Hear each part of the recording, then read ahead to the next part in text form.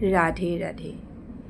মই প্ৰতিটো ভিডিঅ'তে আপোনালোকক কৈ থাকোঁ যে আমি যেতিয়া ভাল কৰ্ম কৰোঁ তেতিয়াহ'লে আমি নিশ্চয় ভাল ফল আমি এইটো জনমত নহ'লেও আমি পিছৰ জনমত হ'লেও পামেই, সেইটো কোৱাটো খাটাং কথা।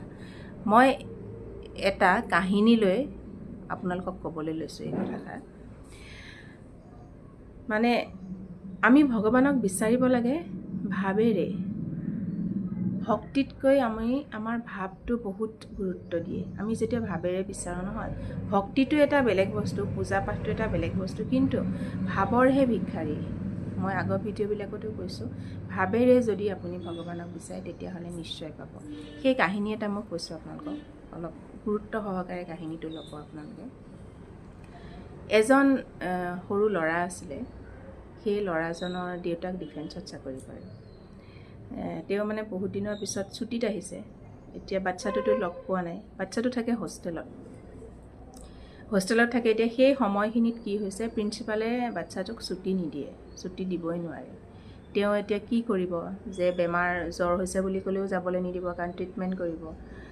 তাৰপাছত ল'ৰাজনে কি কৰিলে, সৰু ল'ৰা, 7 বছৰমান বয়সৰ ল'ৰা, সেই ল'ৰাজনে মানে 4-5খনমান পেজত প্ৰিন্সিপাললৈ এখন চিঠি লিখিলে। দৰখাস্ত দিলেতো কামেই নাই আৰু, সেইকাৰণে এখন চিঠি লিখিলে। চিঠিখনত এনেকৈ লিখিছে, তেওঁ 5টামান পেজত লিখিছে চিঠিখন। মানে প্ৰিন্সিপাললৈ লিখিছে যে মোৰ পাপা আহিব, পাপাক মই আজি ইমান দিন লগ পোৱা নাই, পাপাৰ লগত খেলিবলৈ মোৰ মন গৈছে, পাপাই মোলৈ খিলনা আনিব, পাপাৰ মই ইমান দিন হ'ল মুখখন দেখি পোৱা নাই, মানে পাপাই আহিলে মই এইটো কৰিম, পাপা আহিলে মই পাপাৰ ডিঙিত উঠিম, পাপাৰ মই বুকুচাত উঠিম, পাপাৰ লগত খেলিবলৈ যাম, ক'ৰবাত খাবলৈ যাম, এনেধৰণৰ মানে বিভিন্ন ধৰণৰ কথা। আৰু সি যি কৰি ভাল পায়, পাপাকৰ লগত কি কৰিব, তাৰ এইটো ব্ৰেইনৰ মানে সেইটো সোমোৱাই লৈ মানে মনৰ ভাৱখিনি, তাৰ যিখিনি মনৰ ভাৱ, সেই গোটেইখিনি প্ৰকাশ কৰি সেই চিঠিখনত 5টামান পেজত লিখি পেলালে। লিখি প্ৰিন্সিপালক দিলে।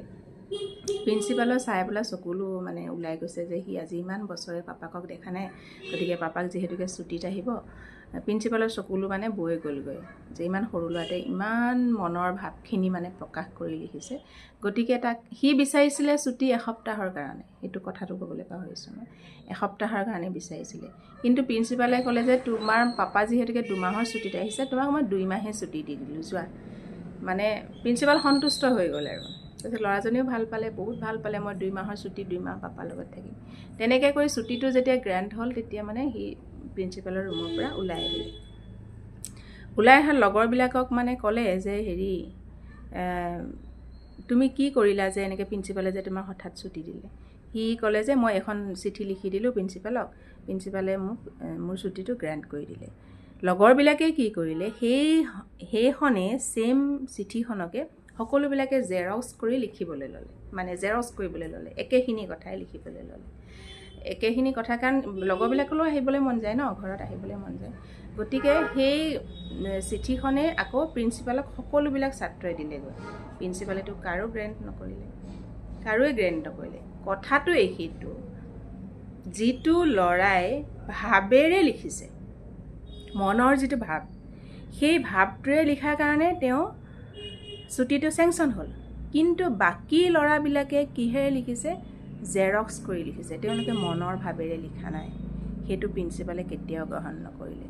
এইটো এটা মই সাধাৰণ আপোনালোকক উদাহৰণহে দাঙি ধৰিছোঁ যে ভগৱানৰ আপুনি কৃপা পাবলৈ আপোনালোকে বেলেগৰ অনুশীলন কৰিব নালাগে। বেলেগে কি কৰিছে, কোনে কি কৰিছে, সেইটো অনুশীলন কৰিব নালাগে। আপুনি কি কৰিছে, প্ৰথম কথা হ'ল আপুনি বিচাৰিছে কেনেদৰে, আপুনি কৰ্ম কৰিছে কেনেকুৱা। আপুনি কৰ্মটো বেয়া কৰি থাকিলে আৰু ভগৱানক বিচাৰি থাকিলে হ'ব জানো? নহ'ব নহয় কেতিয়াও। আপুনি কৰ্মখিনি সদায় শুদ্ধ কৰিব লাগিব। সদায় জীৱ জন্তু মানুহ যি আছে, যত জীৱ তত শিৱ বুলি এষাৰ কথা আছে। জীৱক আমি কেতিয়াও অৱমাননা কৰিব নালাগে। সেইটো লাগিলে গছেই হওক, সেইটো লাগিলে এটা পৰুৱাই হওক, আমি কেতিয়াও তেওঁলোকক হিংসা কৰিব নালাগে, কেতিয়াও তেওঁলোকৰ প্ৰতি আমি কুদৃষ্টি ভাৱ ৰাখিব নালাগে। গছ এডালকো যদি আপুনি বহুত ধুনীয়াকৈ পানী চানি দি ৰাখে, গছডালেও আপোনাক শক্তি দিব। কাৰণ তাতো জীৱ সোমাই আছে। সেইকাৰণে জীৱৰ প্ৰতি কেতিয়াও অনাদৰ অত্যাচাৰ কৰাটো উচিত নহয়। আপুনি কৰ্ম কৰক, শুদ্ধ মনেৰে সকলোবিলাক কৰক, ভগৱানে আপোনাক নিশ্চয় চাব, ভগৱানে চকু মেলি চাবই। মই এই কাহিনীটোৰ জৰিয়তে আপোনালোকক সেইটোকে বুজাবলৈ চেষ্টা কৰিছোঁ। কৰ্ম প্ৰধান, ভাল কৰ্ম কৰক ভাল ফল, বেয়া কৰ্ম কৰিলে বেয়া ফল, এইটো আমাৰ শাস্ত্ৰতে লিখা আছে। সেইকাৰণে আনৰ হিংসা কৰা বাদ দিয়ক, আনক চৰ্চা কৰা বাদ দিয়ক, নিজৰ কথা ভাবক, নিজৰ পৰিয়ালৰ কথা ভাবক, সমাজৰ কথা ভাবক। বংশ পৰিয়ালৰ কেতিয়াও আপোনালোকে অৱমাননা কৰিব নালাগে, ডাঙৰক কেতিয়াও অসন্মান কৰিব নালাগে। বন্ধু বান্ধৱৰ লগত কেনেকৈ থাকিব লাগে সেইটো মৰ্যাদাটো আপোনালোকে শিকিব পাৰিব লাগিব। বন্ধু বান্ধৱীৰ লগত কেনেকৈ থাকিব লাগে সেইটোও শিকিব লাগিব। তেনেধৰণে আমি যদি জীৱনটো আমি উপভোগ কৰোঁ, তেতিয়াহ'লে আমাৰ জীৱনত কোনো ধৰণৰ সমস্যাই দেখা নিদিয়ে। কথা ক'বলগীয়া বহুতে থাকে, কম পিছৰ ভিডিঅ'বিলাকৰ লগত আকৌ বেলেগ কথা এটা আলোচনা কৰিম। যেতিয়া যি মোৰ মনলৈ আহে আপোনালোকৰ ওচৰত মই সদায় শ্বেয়াৰ কৰিবলৈ চেষ্টা কৰোঁ, যেতিয়া যিমানখিনি সময় পাওঁ। সময় তাকৰ, তথাপিও মই আপোনালোকৰ মাজলৈ একোটাকৈ ভিডিঅ' প্ৰেৰণ কৰিবলৈ মই সদায় চেষ্টা কৰি থাকোঁ। কিবা জানিব লগা থাকিলে মোৰ ফোন নম্বৰত আপোনালোকে ফোন কৰিব। মোৰ দুআষাৰ কথাই যদি কাৰোবাৰ জীৱনত ভাল সুপ্ৰভাৱ পেলাইছে, তেতিয়াহ'লে সেইটোও মোৰ বহুত ভাল লাগে। আৰু আপোনালোকে ধৰ্মৰ প্ৰতি আকৃষ্ট হওক, ভগৱানৰ প্ৰতি আকৃষ্ট হওক, জীৱৰ প্ৰতি আকৃষ্ট হওক।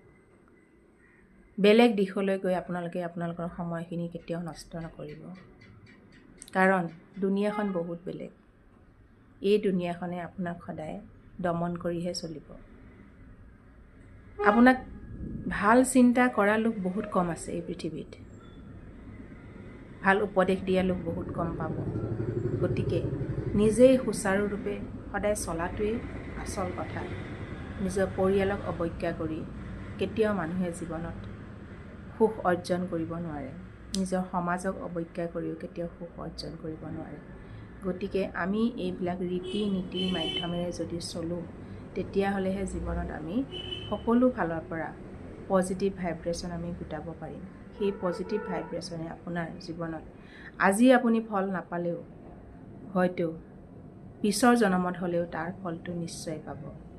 জয় শ্ৰীৰাম, জয় হনুমান।